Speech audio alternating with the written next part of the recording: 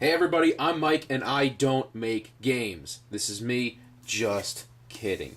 Alright, so last week I talked about a nightmare, a really bad nightmare I was having with some of the mechanics of the game that I'm building currently. Alright, and I want to give you a quick refresher on that nightmare. Let's take a look at a card. Okay? Oh shit, I'm going to have to zoom out a bit here. Yeah. Okay. So the idea of my game, just to run through it really quickly, it's like sort of a mixture between Hearthstone, Magic the Gathering, a little bit of that, the ease of Hearthstone, like you getting mana every turn and things, but with one difference, and that's that you can use any creature, and every single card is a creature, as either a spell or not a spell, right? This is just flavor text, some flavor text. So if I decide to use him as a vanilla creature, he's going to be a 3/4 for 3, right? He costs 3 mana. But if I want to actually use his ability, he's only going to be a 1/3. And I always thought, like, how are we going to do that? How are we going to show on the play field, how are we going to show that this guy chose this or this, right? Maybe we can use tokens, put tokens on him, maybe we could turn him upside down, and all those ideas seem awful, right? And okay, we'll do tokens. Cancel. And then it's like, okay, maybe we'll flip him upside down, canceled. And maybe we'll do some other shit where, like, if you tap him, he's, whatever, canceled. So none of that shit was working out. So then I was talking to a friend of mine, and just while explaining the problem I was having out loud, I had a bit of an epiphany. It just sort of popped in my head, kind of like Ghostbusters, right? Where he chooses the Stay Puft Marshmallow Man. It just popped in there. It just popped in there that we are now going to have 2 rows of battle. Right now, I'm not a huge fan of Yu-Gi-Oh! I don't really know much about Yu-Gi-Oh! I've played like one game ever with a friend who just showed me the cards. But one thing I remember is that he said there were 2 rows, right? The front row is for your monsters, and the back row is for your spells and your traps and things. I may have gotten that wrong, but I'm pretty sure I remember that. And then I started thinking, let's get some smaller cards out in here. What if I have this nightmare here, and on another... Oh, wait, that's an instant. Hold on, I'm collecting cards. Okay. So we have 2 cards here, right? This card is, whatever. And we have 2 rows of battle. So now, let's take a look at our hamster here, our combusting hamster, is that this is the back row, right? So if he's in the back row, you know that he chose this stat line. If he's in the front row, you know that he chose this stat line. So the housekeeping becomes a little easier. Is it perfect? No. Is it going to be a little clunky maybe for someone who's new? I am afraid of that. But hey, the goal here is to finish this game, right? I want to have it functional by the end of October, and we're already sort of mid-October, right? Not printed, not art, not anything. We're going to talk about milestones in just a minute, and the milestones that I'm sort of setting for this. But here is my solution for now, and I think it's a good one for right now, on how we're going to do the housekeeping of choosing or telegraphing to your opponent and to you what stat line you chose. If he's in the back row, he chose the back row stat, right? The vanilla stats, the normal stats, what I've been calling normal stats in card text. And here, if you chose to summon him here, you're using spell stats, which would be a 1/3, but hey, he dealt 2 damage to all enemies, so that's something, right? I mean, I might flip these because maybe it makes more sense if your chunky guys are up front, right, and your spell guys are in the back, right? That kind of makes more sense. So I might actually end up doing that. But whatever, it does, that's all just extra stuff that we don't have to talk about right now. So let us move on. See, I got a little docket here. I always keep I always keep a notebook of stuff. Let's take a look at what we got. Oh yeah, okay. So what did I work on this week? Let's talk about what I worked on this week. Other than fixing that problem, which kind of just came to me again while speaking to somebody. I think programmers have a thing like the rubber duck. You have like a rubber ducky. Oh shit! Hold on. Hold on.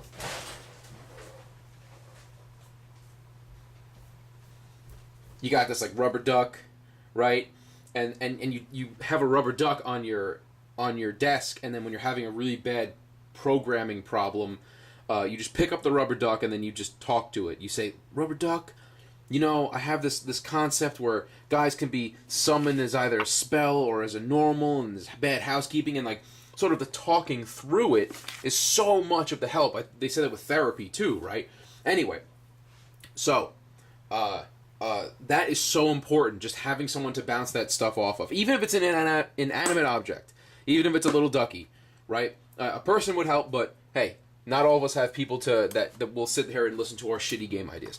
So next, what did I work on? Tabletop Simulator, right? Have you guys heard of Tabletop Simulator? It came out, I don't know, like a year ago, 2 years ago. I have no idea, but it is essentially a physics engine platform sold on Steam and a couple other places too. I think some indie places have it, and you can play any tabletop game in it. They might not all be imported in there. You might have to import them in yourselves with the assets and things, but either way, say if you want to play Magic the Gathering, right? And by the way, I understand that what I'm about to explain to you is probably illegal. If you want to play Magic the Gathering, you can go online and find Magic the Gathering cards that you can import into Tabletop Simulator. And when you play the game does nothing for you. It is simply a physics engine. That's all it is. So you have like your mouse, and you'll mouse over these, and if you want to use this, you tap it, and then you have to communicate to your opponent, like I'm on Discord with my friend, hey, I'm tapping this guy and I'm attacking, right? It's like you're really playing it in real life. It's all the game is like a physics engine for you to put things into and use them. Anyway, so I picked that up. A friend of mine also picked it up. He found it for $10 on some sale, and now we're using this tabletop simulator, and I imported both of my decks, right? I made two decks. I made like a basic aggro deck, and I made a basic control deck. Okay? So I made those two decks, and what I'm doing is I'm getting ready for my first playtest. Because playtesting is super, super, super important, and I need to do that really quickly. So I threw those together, I got them imported into Tabletop Simulator, and we are ready for our first playtest, which will hopefully happen tonight. Today's Friday. Friday's usually the day where I get on with my friend and kind of we go over this stuff. All right, what do we got? Yeah, so that's and these are my milestones, right? Import decks, right? I already did that. I got the decks done. Next is the first playtests. First playtest. Milestones usually have dates attached to them, but for right now, I'm making these sort of like weekly, right? First playtest is... Oh, I just hit the camera. Sorry, boys. First playtests, right? That's for this week. Then first revisions. Over the course of the week, I'm going to take a look at all of our playtests, and I'm going to say, okay, well, it looks like this was way too overpowered. This didn't work at all. This was okay. This was terrible. This was okay. This got canceled. Everything. All right? And then after that, I want to start working on a UI. And by a UI, I don't necessarily mean just the cards. I mean the mat, the cards, and the zones. Sort of like what I want to do is in Tabletop Simulator to create sort of like a mat in Photoshop. I know Photoshop really well. It's easy for me. Create like a mat that'll say Zone 1, Zone 2, or Spell Zone and Normal Zone. You know what I mean? So we can sort of continue forward. I also have to figure out the mana, right? We're talking about mana as it just comes to you every turn, a la Hearthstone. Well, how do we do that? Is it just a counter on the corner? Is it just like a D10 and you count up to 10? That's totally a possibility. I'm okay with that. And then the very last thing for right now, and of course this isn't going to finish the game, this is just the milestones that I have right now, is a story outline. And I have an idea for the story. I kind of have an outline. Worlds come to me very easily, so this one came to me really easily, and I was able to put something together that I think is a really cool idea. And maybe I might bounce some more ideas off this rubber ducky.